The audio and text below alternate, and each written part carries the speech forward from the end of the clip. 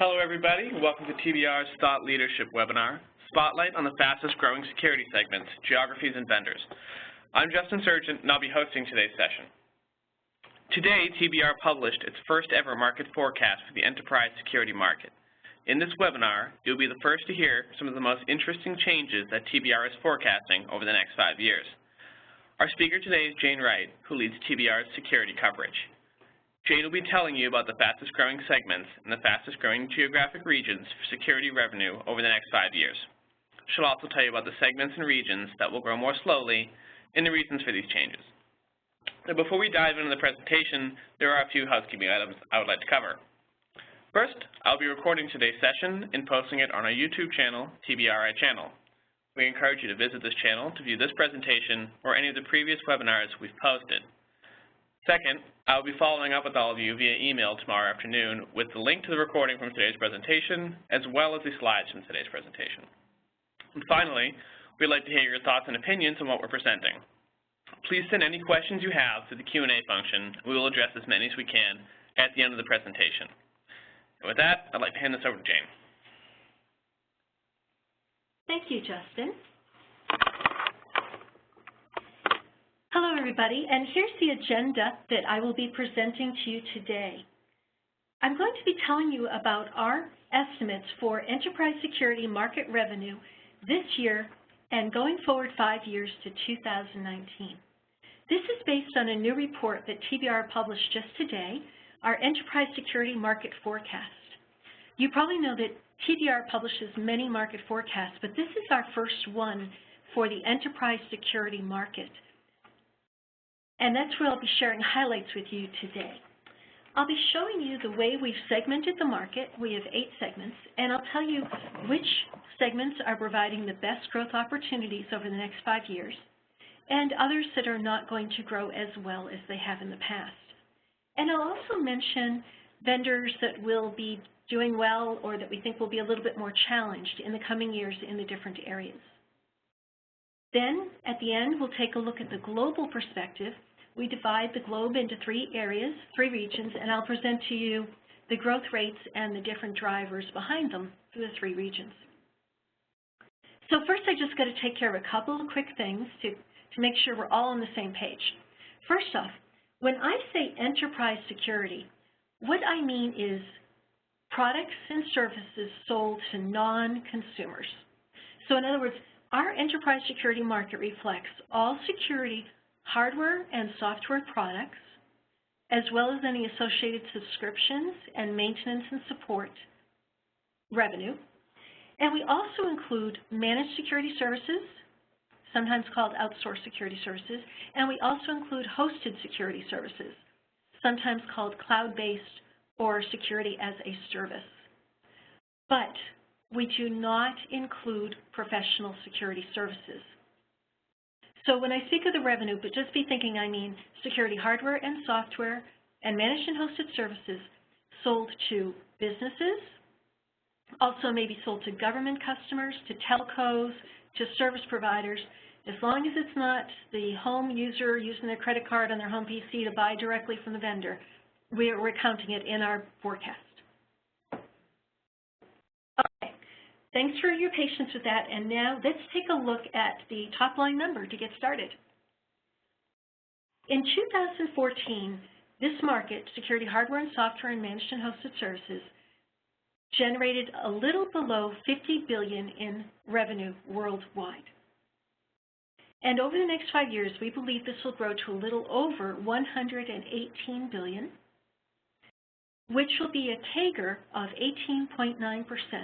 over the next 5 years. That's a really good CAGR. That's a high growth rate compared to many other areas in the IT industry.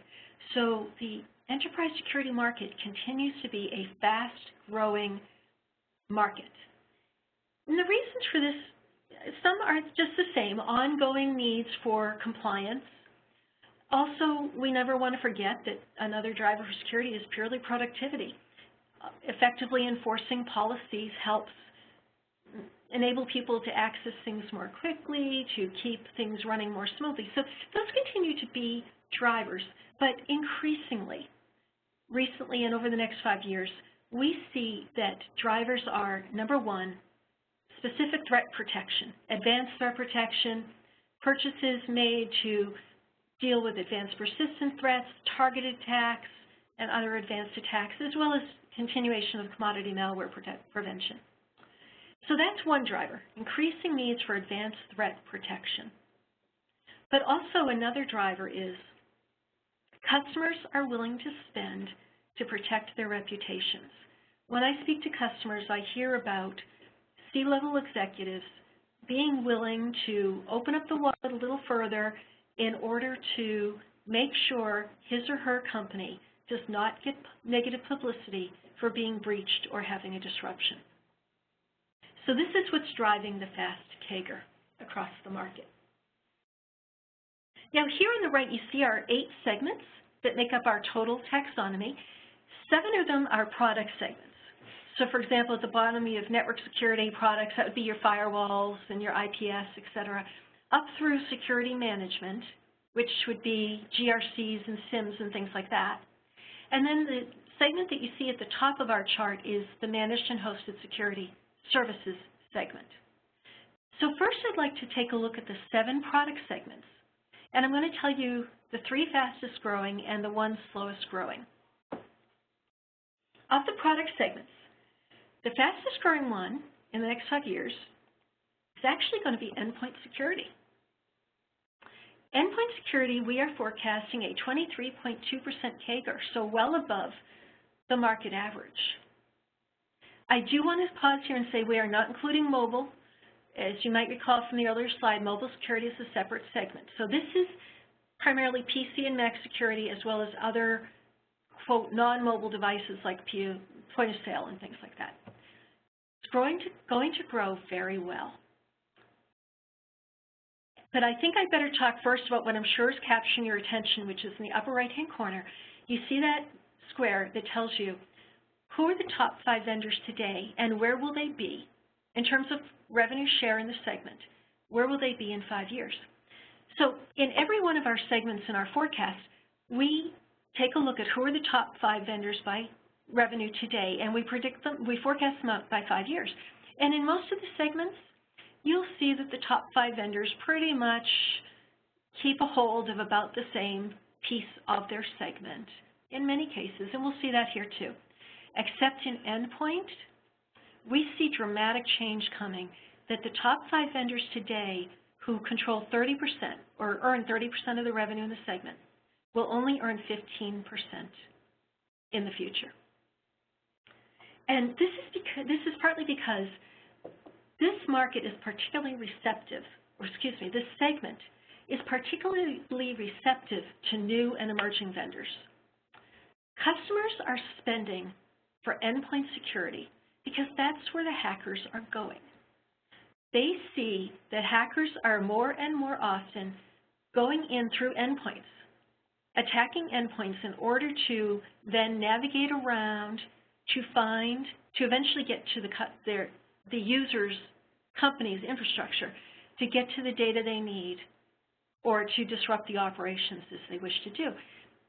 So customers recognize that that is a very new common attack vector, and they are spending to protect that attack vector of endpoints. But not just your traditional endpoint anti-malware scanning. Customers are looking for advanced threat features, advanced threat protection features on endpoints. They're looking for behavior analytics on endpoints, better forensics on endpoints, etc. And so the growth is going to come mainly from advanced features on endpoints, and this will be, in many ways, created and developed by emerging vendors who see a great growth opportunity in this fast-growing market.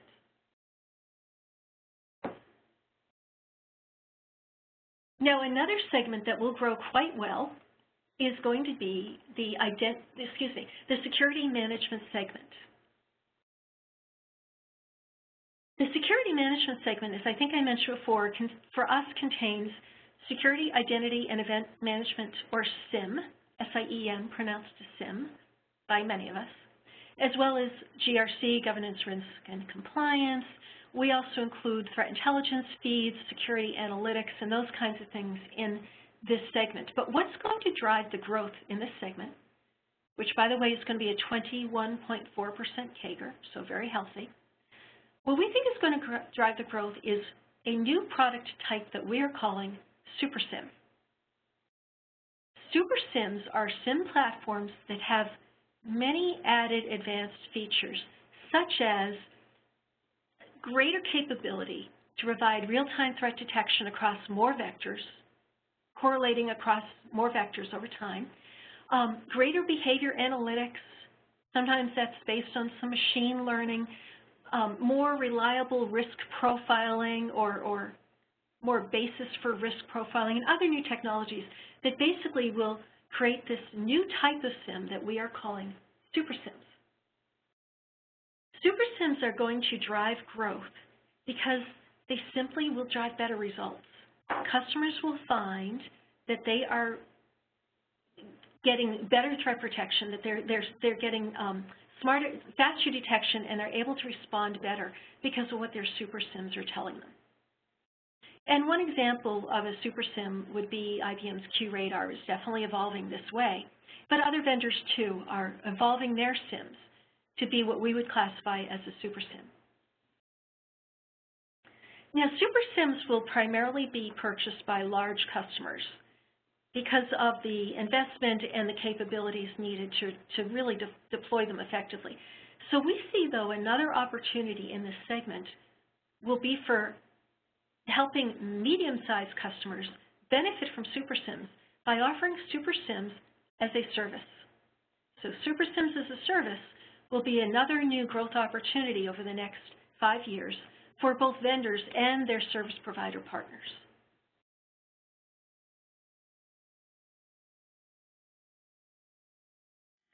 Another area of growth, the third segment that I want to bring your attention to, is the Identity and Access Management, or IAM segment. This will be another fast growth area. It's going to grow from representing 9% of the total market revenue today up to 10% in 2015, and so an additional 1% of $118 billion is definitely a strong growth opportunity. And IBM and RSA will continue to be key contributors in this segment. But additionally, we feel that CyberArk will likely be acquired during this forecast period based on CyberArk's focus on the segment, its consistent growth rates over the past, and generally CyberArk's size at this point being about 500 employees. I just want to pause here and address one question that came in, just to clarify that when I say enterprise security revenue, I'm speaking of sales to business customers, government customers, also telecom customers, and service provider customers and folks like that. Now, one more thing on this slide before we move on to the next area, which will show less strong growth. If you take a look on this slide at the blue segments of the columns, those represent network security contribution to the total market revenue. Network security's contribution is going to decline over time. So network security growth, it's still going to grow. Network security revenue is still going to grow, but its contribution to the total market is going to decline. This is a segment that's showing slower growth over time. And this is because customers increasingly recognize that their networks are more and more porous, and so they're spending less money to invest in security solutions that sit on their networks to defend the network quite so much. But let me show you something else that's happening in the network security segment that I wanted to share with you because it's a very interesting finding. When we look at the top 5 vendors in the network security segment today, and then look who will be the top 5 in 5 years, you can see the change here. Based on its current growth trajectory, as well as recent developments happening at Fortinet, we think that Fortinet is going to become the #1 vendor for network security segment revenue by 2019. Now, IBM will continue to be an important contributor to revenue here with XGS and products like that. And we think that Dell's SonicWall, Dell will move up to the number five position based on growth and advancement it's making with SonicWall and products like that.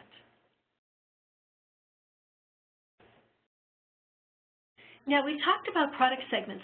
Let's go ahead now and talk about the managed and hosted security segment. Compared to all the product segments that we have, managed and hosted services as a segment will grow faster than any of them. Managed and hosted services revenue is going to grow faster than any of our product segment revenue. Right now, it's contributing about 30% of market revenue, and that's going to grow to 37% over 5 years. The reason for the growth will continue, of course, to be the lack of security staff. Customers often turn to outsource their security operations to folks like Dell SecureWorks and AT&T and Verizon because they simply can't get enough security professionals or keep them because there's just no unemployment in the security market.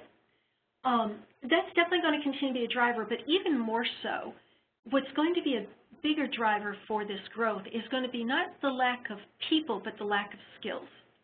We see the colleges are graduating more cybersecurity degrees, but these folks are still needing to ramp up their skills. And even seasoned security professionals nowadays would have to go to training like every other week in order to stay up on all the new attack methodologies, all the new sources of intelligence, etc. So companies simply not only can't keep up their staff, but they need a better way to leverage skills. So they're going to turn to managed and, frankly, increasingly hosted or security as a service offerings to just really allow themselves to be more flexible to tap into the skills they need because they know the service providers are better able to keep their people trained by specializing in certain areas.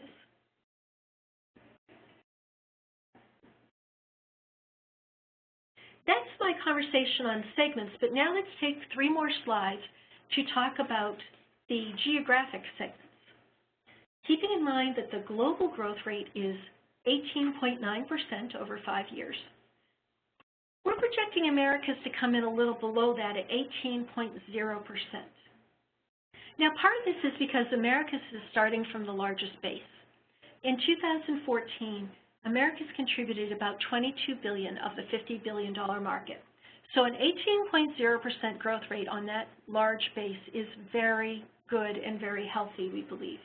And what's driving this growth, in part, is the involvement of the U.S. government in not just setting regulations and laws, but also in suggested frameworks, suggested protocols, suggested best practices from government entities such as NIST and Department of Homeland Security and others like that. We see the customers choose to adhere to these frameworks, these protocols, these best practices. They adhere not just because they want to work with the government, but also because they want to show to their customers, to their clients, to their partners that they are trustworthy, that their security deployments are safe. And so this will continue to drive growth in the Americas over the next 5 years. However, the fastest growth is going to happen in EMEA. We see EMEA growing at a 20.4% CAGR over 5 years. This is very strong growth. The reason is partly because of the past. There is a lot of pent-up demand in EMEA. What we've seen over approximately the past 6 quarters, we've seen customers delaying some of their new security project decisions, some of their new purchases in EMEA, especially, say, in Europe, because there's so much uncertainty and inconsistency about cybersecurity policies and regulations and, frankly, just common denominator best practices between the different countries.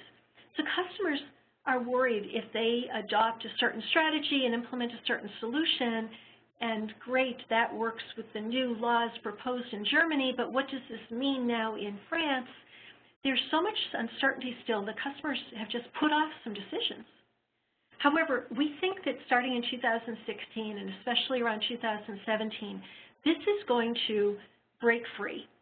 Pent-up demand is going to suddenly start to be purchased. The reason is, number one, is we see the European Union or EU making progress in making more common regulations across countries. But even more, customers are simply going to demand more consistency, saying we need to get this settled, we need to work this out, we need to move forward. So this is going to drive very fast growth in EMEA. So you might be thinking, well, this is good news for your EMEA-based security vendors.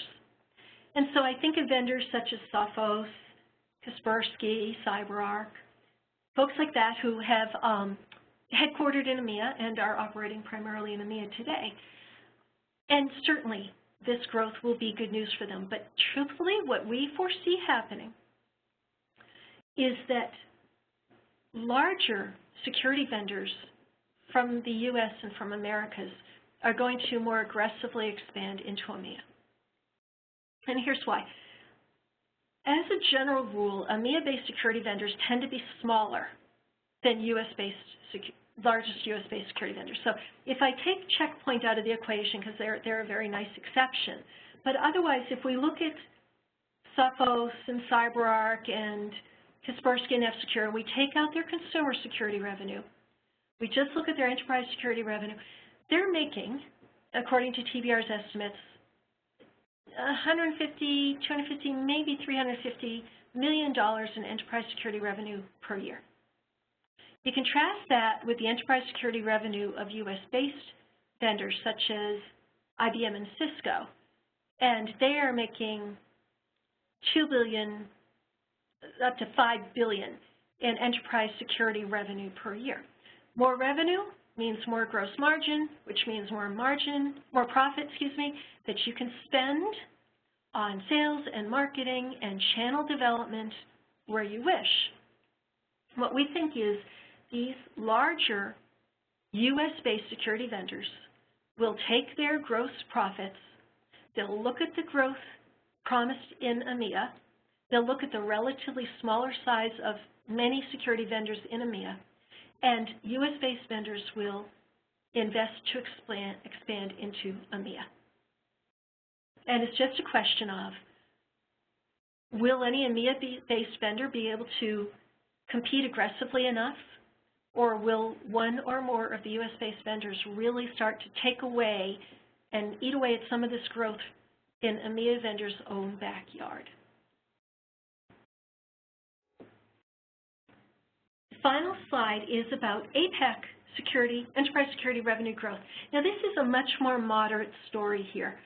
First off, we have APAC contributing the smallest portion of total market revenue today. And a lot of this is simply because of many of the restrictions on internet usage in some countries in APAC that just simply, they provide some inherent protection. People just can't get to your infrastructures as easily because they can't navigate around, at least certainly not small-time hackers. But other things and some other cultural differences there have tended to moderate demand for enterprise security solutions a bit more in APAC, and we see this continuing over 5 years. That's not to say that there won't be growth from advanced threats. I think we just saw a report just yesterday on increasing distributed denial of service attacks focused on APAC, and so that will occur, but overall, in the grand scheme of things, this is going to be a moderate growth rate in APAC. However, there's going to be some difference here. Now, in EMEA, I told you how we expect non-EMEA vendors to enter EMEA more aggressively to take the growing share there. In APAC, we think it's not going to be like that. We think in APAC, the domestic enterprise security vendors, and here I'm thinking of folks like Huawei and Trend Micro, they will continue to command their shares of the APAC revenue. And that's in part because APAC-based customers will turn to domestic vendors first, at least on their short list. They'll always put them there because they'll feel that they'll perceive that these APAC-based security vendors have the best up-to-date understanding of laws and politics and culture in the area. Now that is the end of my planned presentation. I'm just going to take a moment to read through your questions and invite you to enter more questions. Okay.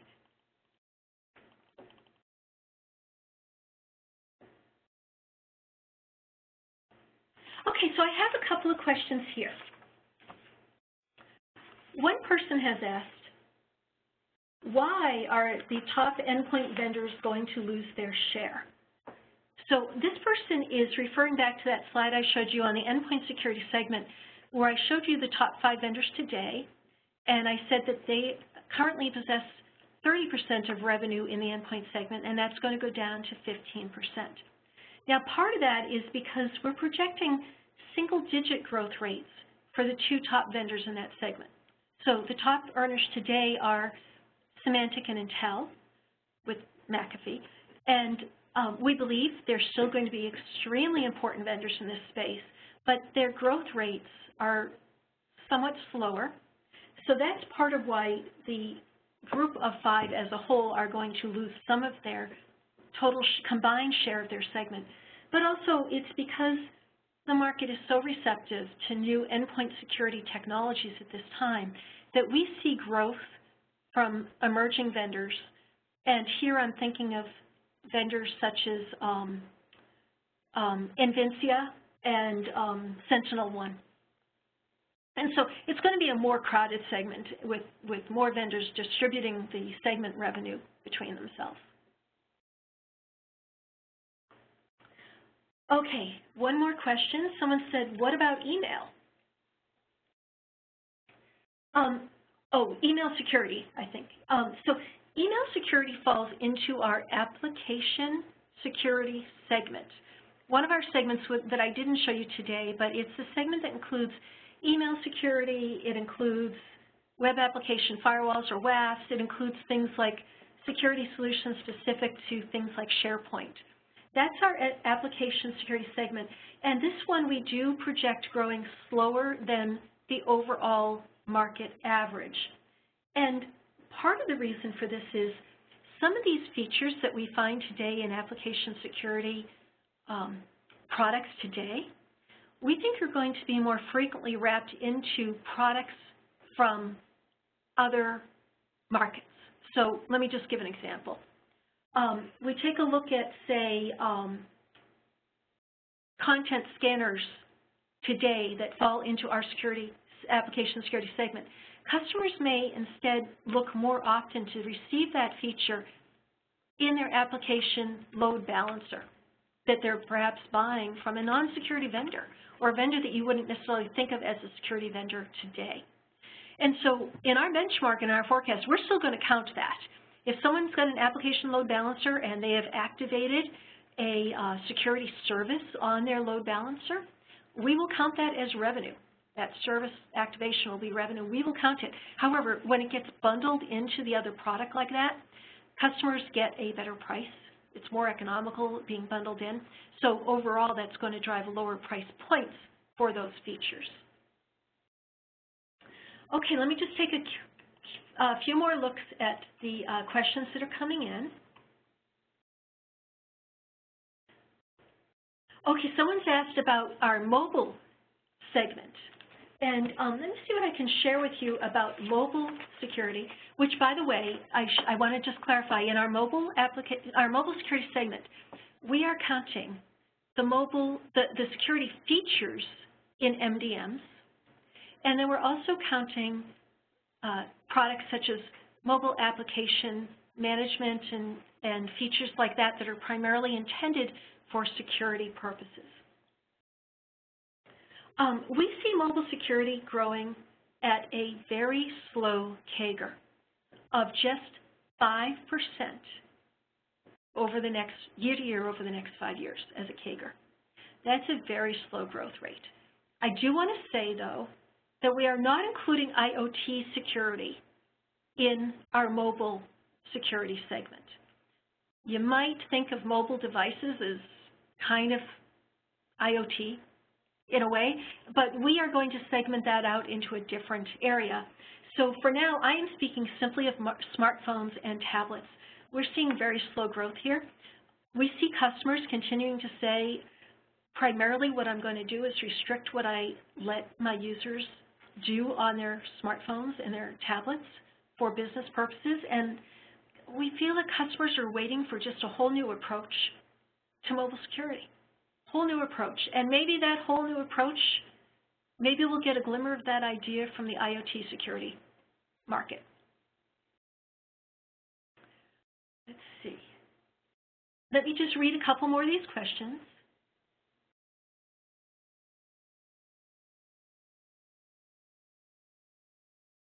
Okay, I think there's some other questions here that I'll need to take offline. And those of you that entered questions that I did not respond to directly, we are capturing your name, and I will follow up with you directly to give you a private answer to your questions. And by the way, feel free, if you want to enter a question in the chat function, just say, please get back to me privately. I'm happy to do that if you want a specific mention about a specific vendor or anything of that nature that I just don't want to put on the webinar right now. Otherwise, I think we'll just wrap it up. All right, so thank you, Jane. Thank you, everyone, for your attendance and your questions. You can follow Jane on the next slide here. We have and TBR, we have all our social media profiles. Additionally, before you sign off, I'd like to ask you to take a very brief survey on the presentation today. We're always looking to improve both the information we provide and how we share it with you all, so that would be greatly appreciated. And as Jane said, we'll leave the chat function open for another minute or so for people to ask any last-minute questions. Otherwise, thanks for attending, and have a great afternoon.